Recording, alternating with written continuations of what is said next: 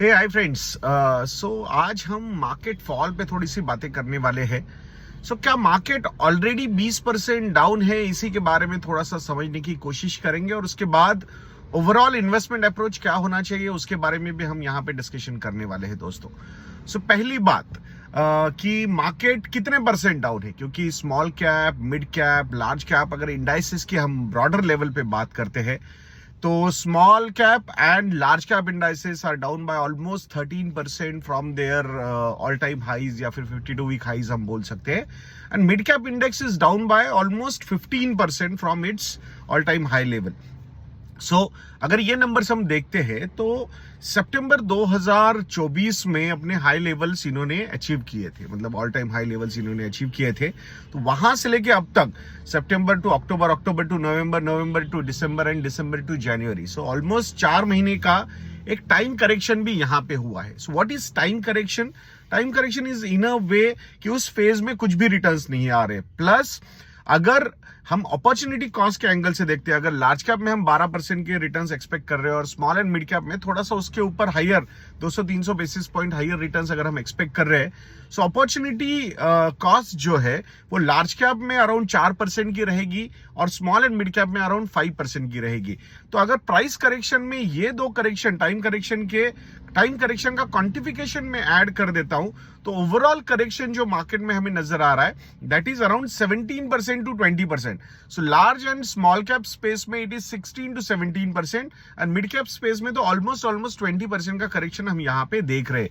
अगर other angle से देखेंगे ब्रॉडर लेवल पे तो स्टॉक स्पेसिफिक्स तो करेक्शंस बहुत ज्यादा हुए हैं, बट वहां पे कुछ जस्टिफिकेशंस भी है, क्योंकि the way rallies have happened in some stocks, जो मोमेंटम चल रहा था वो कहीं ना कहीं शांत होने की जरूरत बहुत ज्यादा थी।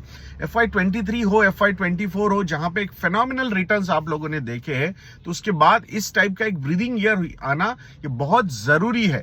और वहां हम कोई ऐसा बड़ा न्यूज, बड़ा निगेटिविटी ऐसा कुछ नहीं देख रहे। अर्निंग स्लो डाउन वो भी एक बेस इफेक्ट का एंगल होगा, क्योंकि ये साल के जो अर्निंग्स रहेंगे अब ये नया बेस अपना बनाएंगे और उसके ऊपर अगले साल की ग्रोथ के नंबर्स हम आने वाले समय में देखने वाले हैं। लॉन्ग टर्म इन्वेस्टर्स के एंगल से अगर हम देखेंगे तो जो आपका थॉट प्रोसेस SIPs वगैरह का चल रहा है for your long term financial goals, उसमें कोई भी डिस्टर्बेंस आना नहीं चाहिए, वो अपने चलते रहने चाहिए। शॉर्ट टर्म गोल्स के लिए यानी कि लेस देन 3 years के लिए अगर आपने इक्विटी में पैसा रखा हुआ है so that's not a right thing to do. Financial planning suggests that less than 3 years का horizon के लिए allocation towards fixed income securities is very important. 3 to 5 years you can consider hybrid allocations and 5+ years में अगर आपका investment horizon हो तो ही आपने equity as an asset class को देखना चाहिए। We are reiterating these things again and again. The main reason behind, because financial planning is the main process जिसके थ्रू आप एक सक्सेसफुल इन्वेस्टर बन सकते हो। बहुत ज्यादा स्टॉक स्पेसिफिक एक्शंस में हम लगे रहेंगे तो उस केस में विथ लिमिटेड रिसर्च आपका मतलब अगर आप सोच रहे हो कि हर बार वो सक्सेस आएगा तो आई थिंक उसमें लक फैक्टर को हम कहीं ना कहीं इग्नोर करते हैं, ऐसा हमें लगता है। We are not trying to demean anybody's capability और कैपेसिटी, बट जो जनरल जितने इंटरेक्शंस हम कर रहे हैं वहां पे जो जो चीजें सामने आती है उसका एक जिस्ट आप लोगों के सामने रखने की कोशिश हम यहाँ पे करते हैं दोस्तों। 16 फरवरी को पुणे में हम एक फाइनेंशियल प्लानिंग या रिटायरमेंट प्लानिंग या how to manage your retirement corpus, इस पे एक सेशन लेने वाले हैं। सेशन में अगर आपको सीट बुक करनी है 16 फरवरी सुबह 10 से 2 बजे के बीच में रहेगा, followed by lunch.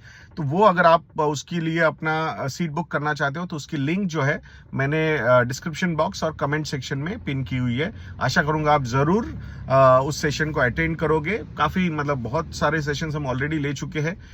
So those who have attended they can give their feedbacks also in the comment section. आशा करूंगा आप जरूर हमें मिलोगे on 16 February in Pune. Next video तक के लिए आज्ञा दीजिए दोस्तों। जय हिंद।